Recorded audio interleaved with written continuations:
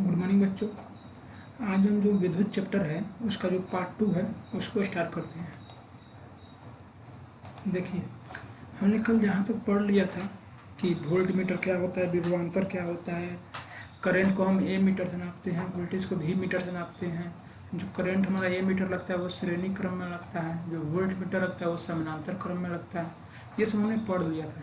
अब हम पढ़ते हैं सेल। नॉर्मली सेल का मतलब हमारा समझिएगा बैटरी। कौन क्या? बैटरी। जो घर में हम लोग बैटरी यूज़ करते हैं ना, वही से उसको सेल बोलते हैं। तो क्या उसको हम लोग कभी चार्ज करते हैं? नहीं। जैसे वो काम खत्म हुआ हम उसको निकाल कर फेंक देते हैं। माने वो क्या बोलते हैं, बैटरी डिस्चार्ज हो गया है, ऐसा समझना। तो वैसे ही कह रहा है, यह एक सरल युक्ति है जो विभवांतर को बनाए रखता है। विभवांतर का मतलब होता है एक जगह पर पॉजिटिव होगा, एक जगह पर नेगेटिव होगा, तो ये उसको बनाए रखता है। और बनाने की वजह से ये विद्युत धारा के हमेशा उच्च विभवांतर से निम्न विभवांतर की तरफ प्रवेश करता है। अब समझ में, माने कि जब भी करंट होगा तो देखिए कैसे वो बैटरी कैसे होता है, एक ऐसा चित्र रहता है और इसमें एक ऐसा नुकीला जैसा निकला आता है ना। तो इसमें क्या बोलता है, कौन है, ये एक सरल युक्ति है। सरल युक्ति मतलब होता है आसान से छोटा सा आसान उपाय है जिसके अंदर करंट या वोल्टेज भरा रहता है, जो अधिक मात्रा में नहीं, कम मात्रा में होती है ना। उससे पंखा थोड़े चला सकते हैं, कम मात्रा में होती है। और जो जो विभवांतर बना रहता है, मतलब एक मान लो सिरा यहाँ पे है तो एक सिरा यहाँ पे हो जाएगा। अब समझ, एक सिरा ऊपर होगा तो एक सिरा नीचे होगा। और इसके कारण क्या होता है, इसके कारण ये होगा कि जो आपका करंट है, जो पॉजिटिव और नेगेटिव दोनों सब साथ में मिल जाएंगे, तब इससे क्या होगा, इससे तो यही फायदा होगा कि आपका जो करंट है वो उसमें अच्छी तरह से प्रवाहित होने लगेगा। तो क्या होता है, ऊपर मान लीजिए प्लस है, नीचे क्या है, माइनस है। ऊपर क्या है, प्लस, नीचे माइनस, तो दोनों एक साथ मिल गए ना। देखिए यहाँ पे प्लस मिल गया तो माइनस मिल गया, माने इससे क्या होगा आपका कि इससे हमारा करंट जो है वो प्रवाहित होने लगेगा। और ये करंट आपको कहीं ना कहीं जो होगा एक छोटी सी मात्रा में आपको विद्युत धारा एवं विभव दोनों की आपको युक्ति देगा, जिससे कि थोड़ी मात्रा में करंट मिल सके। है समझ में,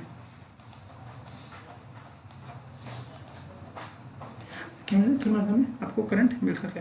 तो वही पूछेगा आपको सेल क्या है, तो बोल दीजिएगा सेल एक ऐसी युक्ति है जिसमें जो विभवांतर को बनाए रखता है, जिसके अंदर अल्प मात्रा में विद्युत धाराएं होती हैं जो करंट को उत्पन्न करती हैं, जो हमेशा विद्युत धारा में उच्च विभवांतर से निम्न विभवांतर की तरफ बहती है, प्रवाहित होती है।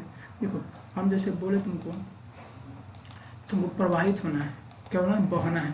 तो बहना में हमको बता, मान लो यहाँ पर ढाल बना हुआ है, क्या हुआ, ढाल बना हुआ है। तो ढाल बना हुआ, ये बताओ तुम कि तुम पानी को जब गिराओगे तो नीचे से पानी ऊपर जाएगा कि ऊपर से नीचे आएगा? क्या हुआ, पानी ऐसे नहीं होगा, नीचे आएगा, माने उच्च ऊपर से नीचे आएगा, माने उच्च विभवांतर से निम्न विभवांतर की तरफ। सुना यार, उच्च विभवांतर से निम्न विभवांतर। क्यों? क्योंकि जो करंट बहे, पानी बहे, हमेशा ऊंचे स्थान से नीचे स्थान की तरफ बहते हैं। तो करंट भी क्या होता है, उच्च विभवांतर से निम्न विभवांतर की तरफ बहता है। इसमें चलो नेक्स्ट पे ओम का नियम। यहाँ से आपको जो भी है उसको बस ध्यान से समझ लीजिएगा, ध्यान से पढ़िएगा, क्योंकि यहाँ से पूरा चैप्टर का मेन कि इसके अंदर क्या होता है, कौन क्या है, ये सब ये इसके अंदर अभी पढ़ेंगे। ओम का नियम पहला बहुत इंपॉर्टेंट क्वेश्चन है, 5 नंबर तुमको एग्जाम में बताइए कि ओम के नियम को कब बताएं। तो इसके साथ फिगर भी है, फिगर और किताब में दिया गया है, अब उसको हम दिखाएंगे, समझा देते हैं। किसी विद्युत परिपथ में धातु के दो सिरों के बीच विभवांतर उसमें प्रवाहित होने वाली विद्युत धारा के समानुपाती होती है, परंतु तार का तापमान समान रहना चाहिए। इसे ओम का नियम कहते हैं। मतलब क्या हुआ, क्या पढ़े हम, समझो इसको। मान लो ये वो तार हुआ, ठीक है, इसका ए सिरा हो गया ए सिरा हो गया बी, ये सिरा हो गया ए और ये हो गया बी। पूछेगा कि आपको पता है यहाँ से आपको वोल्टेज भी जाता है, और हम बोलते हैं ना कितना वोल्टेज आया, और ये क्या करंट भी आता है, क्या आता है, करंट भी आता है। तो मान लो करंट को हम कहते हैं एम्पियर से आई से, ठीक है, करंट क्या कहते हैं, आई से। तो ये कहना चाहता है कि मान लो किसी परिपथ में, कोई परिपथ है, उसमें जो धातु का जो करंट प्रवाह हुआ, किससे प्रवाह हुआ, धातु से। तो जो करंट है, करंट में धातु जब प्रवाहित होती है तो वो जो उसका विभवांतर होता है वो सीधा समानुपाती हो जाता है किसके, करंट आई के। इसमें किस बोलते हैं, करंट आई के। इसमें माने कि मान लो जैसे मान लो 2 लड़के हैं, उनका जन्म समान समय पर हुआ है, तो जब समान समय पर हुआ है दोनों का उम्र साथ साथ बढ़ेगा कि नहीं बढ़ेगा, बढ़ेगा, साथ साथ बढ़ेगा। वैसे ही जब हमारा एक सिरा है, 2 सिरा हैं, उनके बीच में 2 बिंदु हम लेते हैं, तो पूछेगा उसमें विभवांतर या रेसिस्टेंस उनका प्रतिरोध कितना है, तो वो प्रतिरोध अभी आगे आएगा, पर यहाँ समझ लीजिए। तो कहता है जो उसका विभवांतर होता है वो उसके विद्युत धारा के सीधा समानुपाती होती है। माने जो उसका विभवांतर होता है वो सीधा समानुपाती होती है आई के, विद्युत धारा के। माने किसी परिपथ में जो हमारा विभवांतर होता है वो सीधा समानुपाती होता है विद्युत धारा के। लेकिन इसमें बात यह रहना चाहिए कि जो उसका तापमान है वो नियत रहना चाहिए, मतलब तापमान बराबर हो, इतना के तापमान हम गर्म कर दिए तब निकाल रहे विभवांतर नहीं, तापमान तुम्हारा समान रहना चाहिए। नहीं खाना को गर्म कर दिया उसके बाद वो गर्म कर रहा है, जब खाना को गर्म कर तो विभवांतर उसका अधिक हो गया ना। तो उसको देखिए, जैसे मान लो पहले से वो बर्तन रखे हुए गर्म करके और उसमें से उनको सब्जी बनाना है और अभी गैस बचा है सब्जी बनाने की, तो किस में खाना अधिक बनेगा, जो पहले से गर्म हो चुका है, क्योंकि वो पहले से गर्म होता है। वैसे ही बोल रहा है तो तापमान है वो तापमान समान होना चाहिए, नहीं कि पहले वो ठंडा में चेक किया वो गर्म में चेक किया, तो इससे तुम्हारा आंसर नहीं आएगा। तो इसके लिए क्या करना पड़ेगा, तो इसके लिए ये करना पड़ेगा कि जो आपका विभवांतर है जो करंट है विद्युत धारा वो समानुपाती होंगे, लेकिन कब, जब उनका तापमान समान रहेगा, जब उनका तापमान समान रहेगा।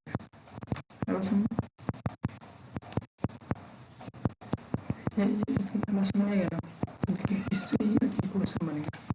जैसे यहाँ पे देखिए भी समानुपाती आई, माने जैसे जैसे भी के मान बढ़ाएंगे वैसे वैसे ही आई का मान भी अपना बढ़ेगा। भी के मान बढ़ाने से क्या होगा, आई का मान भी बढ़ेगा।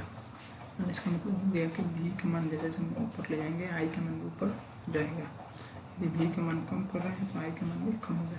जैसे मान घर में देखिए स्टेबलाइजर होता है, उसमें करंट देखिएगा जब आता है लाइन थी तो वोल्टेज बढ़ जाता है, लाल कलर का हो जाता है, स्टेबलाइजर होता है टीवी के पास। जैसे उसको घुमाएंगे कम करते हैं तो क्या होता है, फिर हरा हो जाता है।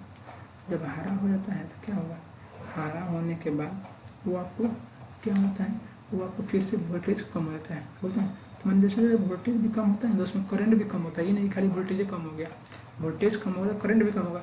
तो वही तो हो गया, वोल्टेज बढ़ाएंगे तो करंट भी बढ़ेगा, वोल्टेज कम करेंगे तो करंट भी बढ़ेगा। देखो हमेशा तो इसका इक्वेशन बराबर मिलता है इक्वेशन, तो भी बराबर जब करेंगे तो इसकी जगह एगो वैल्यू आएगा, आई तो पहले से ही है, यहाँ पे एगो वैल्यू आएगा आर, क्या आएगा आर, बस में आया।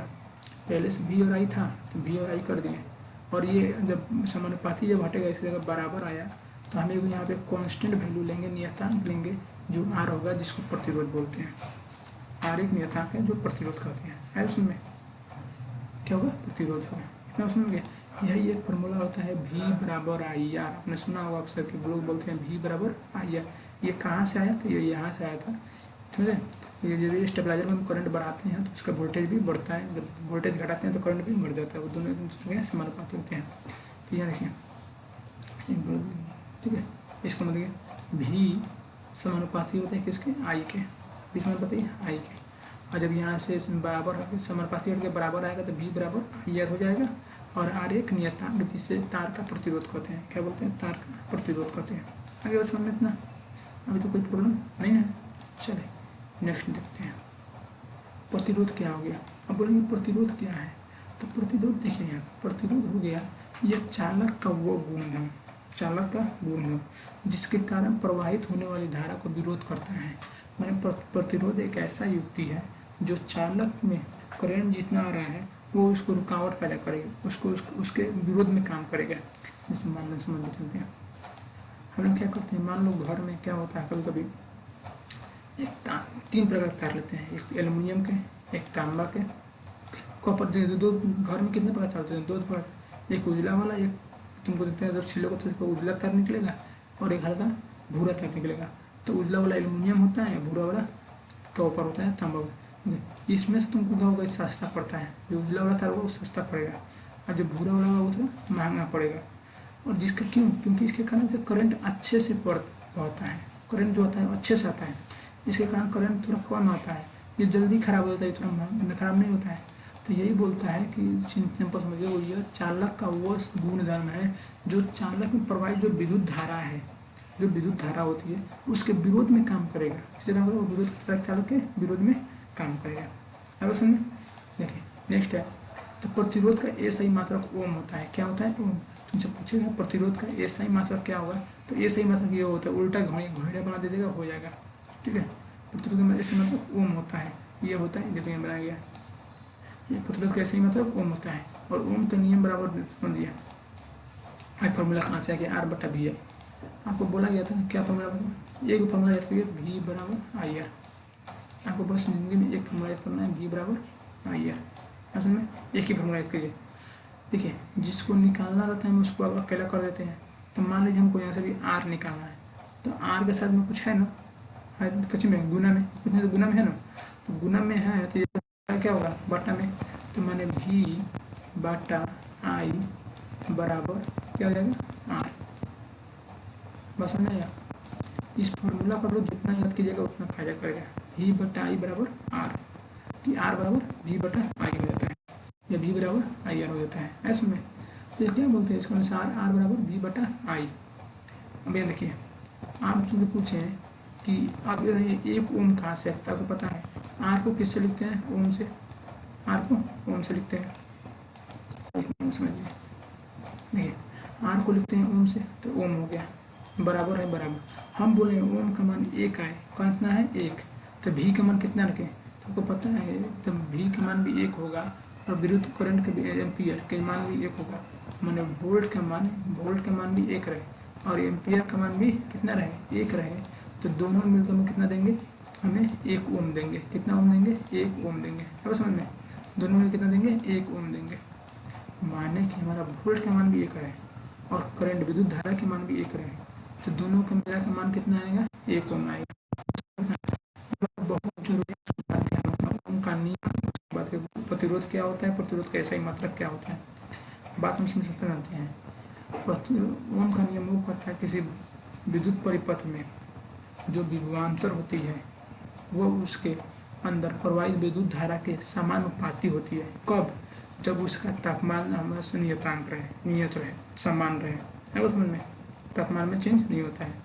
वहाँ से फॉर्मूला आता है वी बराबर आई आर का, क्या फॉर्मूला आता है, वी बराबर आई आर का।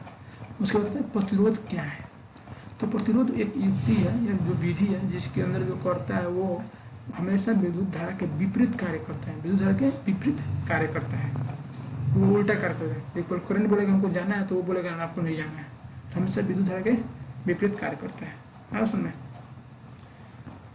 तो उसमें क्या फॉर्मूला होता है, तो आर को अलग करेंगे तो वह फॉर्मूला होता है आर बराबर वी बटा आई, क्या होता है, वी बटा आई, आर बराबर वी बटा आई। अब हमको वो एक ओम निकालना है, तो आपको पता है एक ओम के लिए क्या होगा, वी का मान भी एक होगा, आई का मान भी एक होगा, तो एक बटा एक कितना होगा, एक ओम के बराबर आ जाएगा ना, तो इसके बोलते हैं एक ओम का मान आ गया, है उसमें।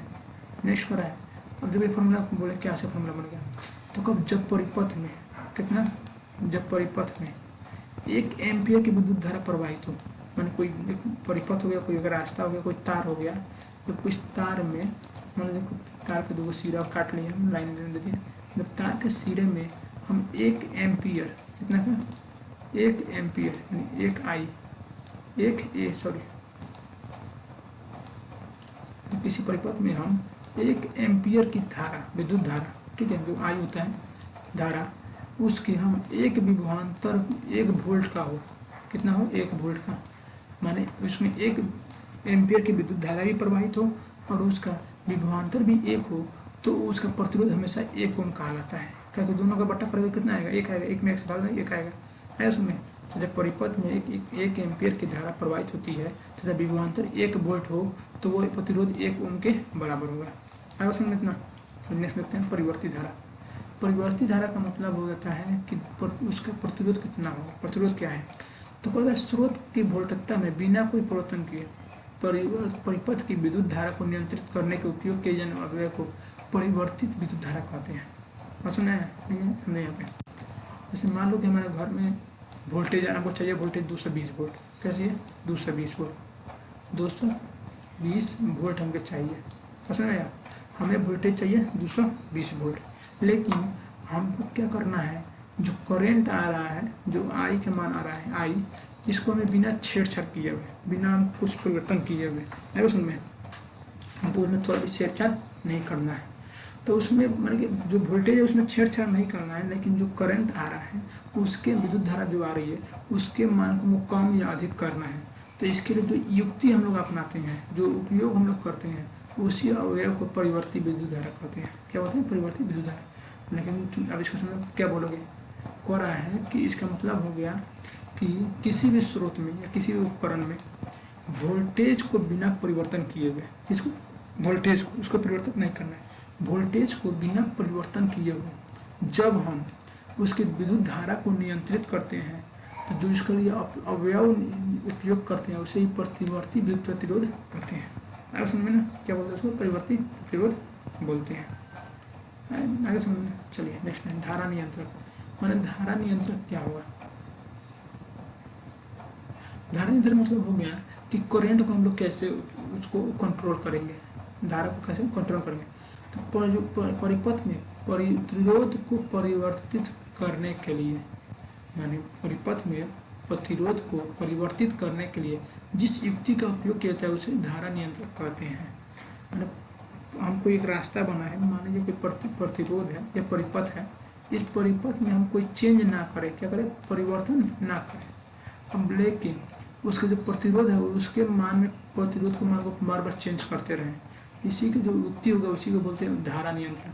धारा नियंत्रण मतलब क्या होता है, विद्युत धारा को नियंत्रित करने वाला। तो आपको पता है कि जो प्रतिरोध होता है वो हमेशा विद्युत धारा के उल्टा काम करता है, मैंने उल्टा काम करने वाला मजबूत होगा तो तुमको पूरी तरह रोक देगा।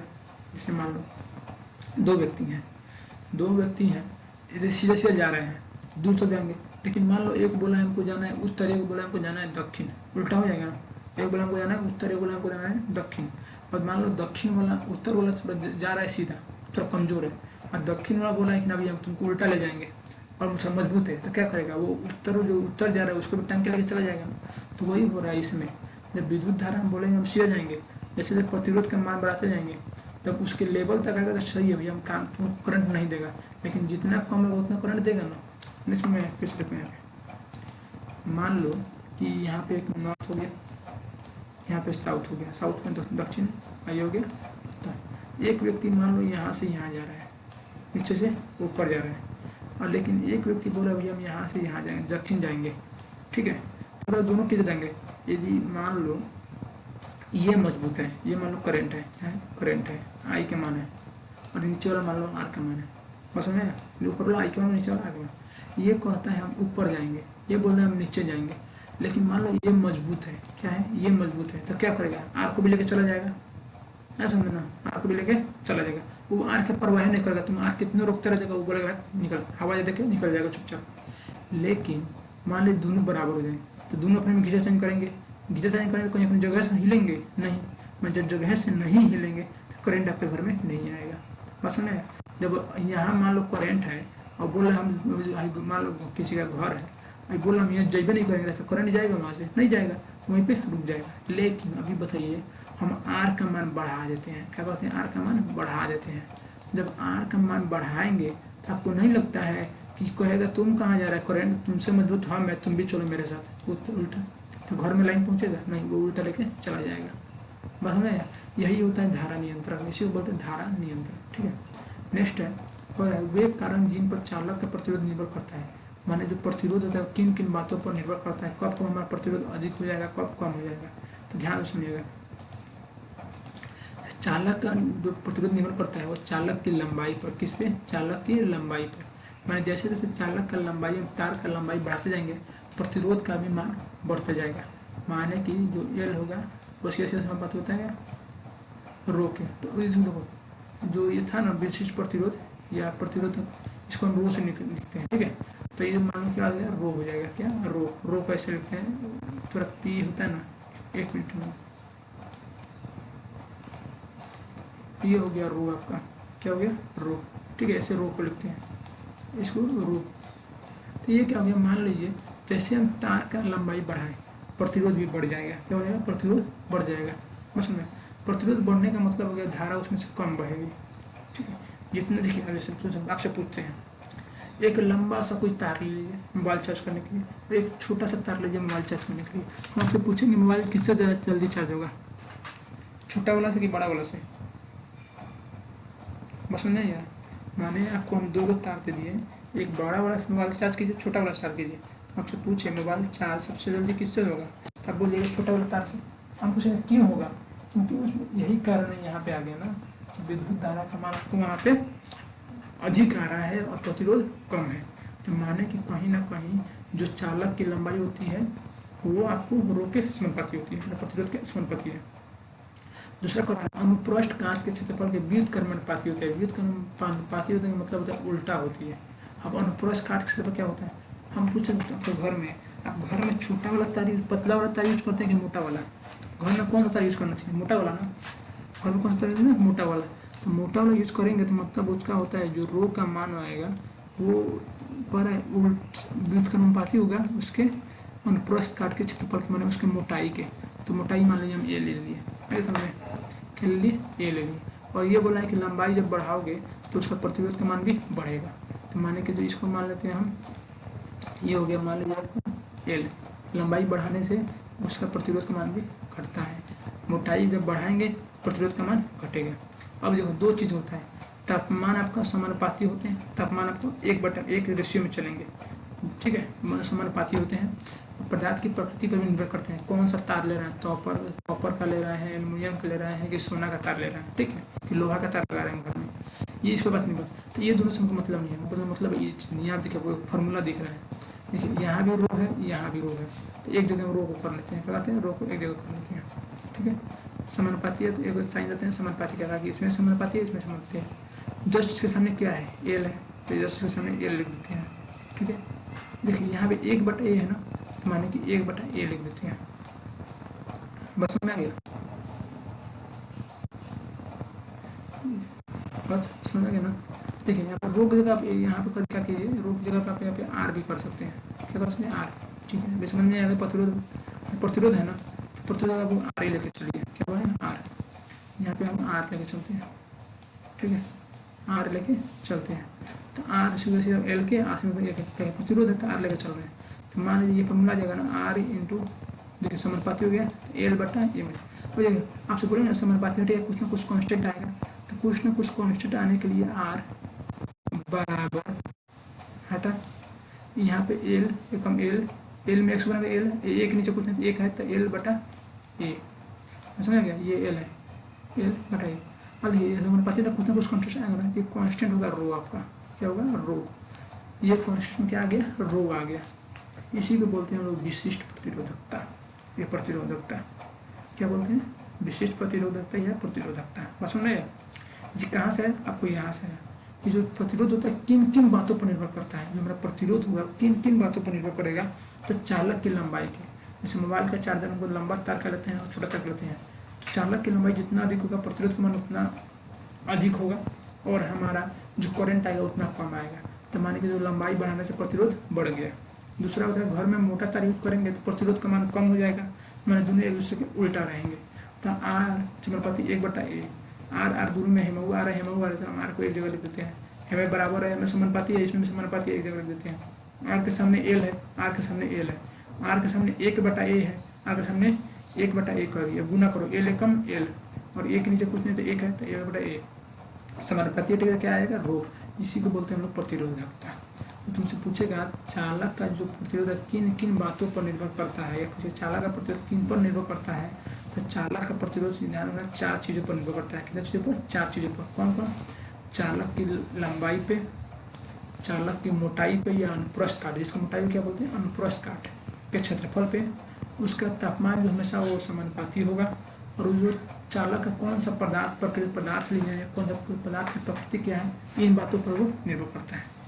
नेक्स्ट आते हैं आपको प्रतिरोधकता, जो प्रतिरोध तो कह रहा है 1 मीटर भुजा वाले, कितना मीटर, अभी 1 मीटर वाले किसी ना किसी कितना तार है उसमें कितना करंट है, उससे अच्छा ये छोटी तारों को चेक कर लेंगे, पूरा चेक करना जरूरी है।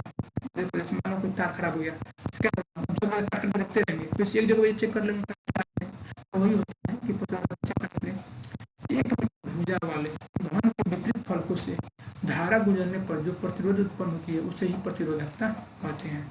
माने कि जो 1 मीटर किसी भुजा ले लिए, क्योंकि लंबाई 1 मीटर है, वाले घन की विपरीत फलकों, मैंने इसके जो विपरीत फलक हो जाता है प्रतिरोध हमेशा उल्टा काम करता है ना, तो धारा गुजरने पर जो प्रतिरोध उत्पन्न होता है, धारा गुजार रहे हैं, प्रतिरोध उत्पन्न होता है उसे ही प्रतिरोधकता बोलते हैं। यहाँ पर दो चीजें हैं, पहला तुमको प्रतिरोध बोलते हैं आज लंबाई आपको मिल रहा है इसका मीटर में, दोनों मीटर में पूछेगा प्रतिरोधकता क्या होता है, मतलब क्या होता है रो मतलब एम, दोनों गुना कर दो तो क्या प्रतिरोधकता का मात्रक हो जाएगा आपको ओम मीटर, क्या रहेगा ओम मीटर, आगे समझ ऐसे मतलब ओम मीटर। ये देखिए कोई भी चीज़ आपको है बहुत भारी नहीं है, आपको बस उसको ध्यान से पढ़ना है, आगे समझ। चलिए नेक्स्ट देखते हैं। नेक्स्ट क्या है, प्रतिरोधकता चालक की लंबाई और अनुप्रस्थ काट के क्षेत्रफल के साथ परिवर्तन नहीं बदलती है और उन तापमान के साथ परिवर्तित हो जाती है। प्रतिरोध तो हमको गर्म करेंगे या प्रतिरोध बदल सकता है लंबाई के साथ, लेकिन प्रतिरोधकता जो होती है जो हम किसी लंबाई या मीटर में निकालते हैं वो 1 मीटर का निकालते हैं, और 1 मीटर के आपको उसका लंबाई और मोटाई पर कोई उसका अंतर नहीं पड़ता है। लेकिन जब गर्म चीज़ में उसको जब करेंगे तो तापमान के साथ बदलने लगेगा, प्रतिरोधकता उसका बढ़ने लगेगा। आएगा समझ में।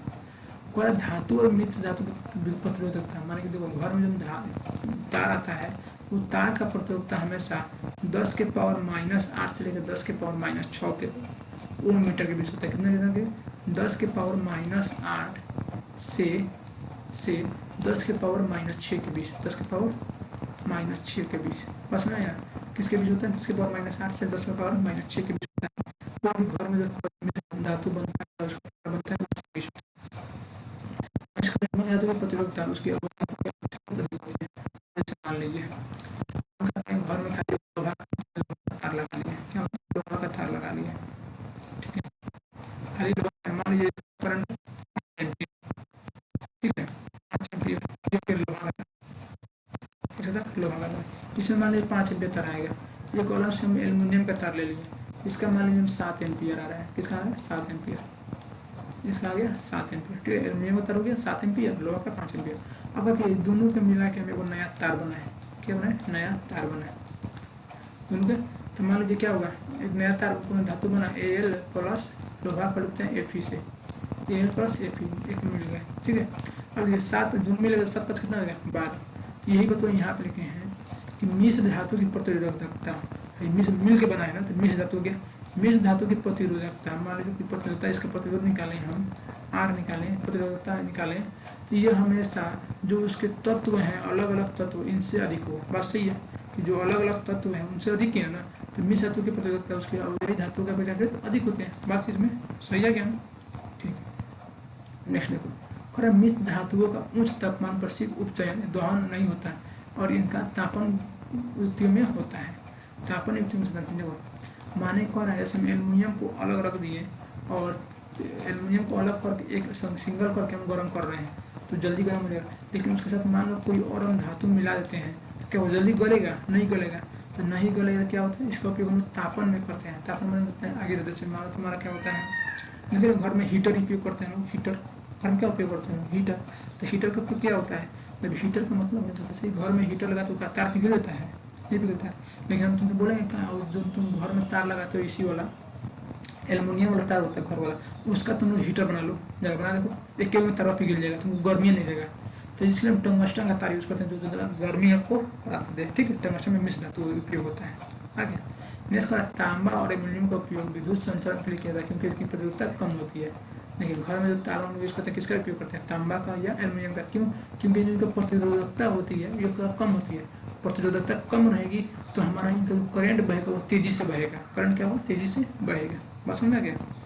नेक्स्ट है हमारा प्रतिरोधों का श्रेणी क्रम संयोजन और प्रतिरोधों का पार्श्व क्रम संयोजन, इसके बारे में हम लोग कल से पढ़ेंगे क्योंकि आगे जो यहाँ पे टॉपिक आने वाला है ये बहुत इंपॉर्टेंट आने वाला है, ठीक है। चलिए यहीं तक रहने देते हैं, आगे का टॉपिक हम लोग कल से पढ़ेंगे।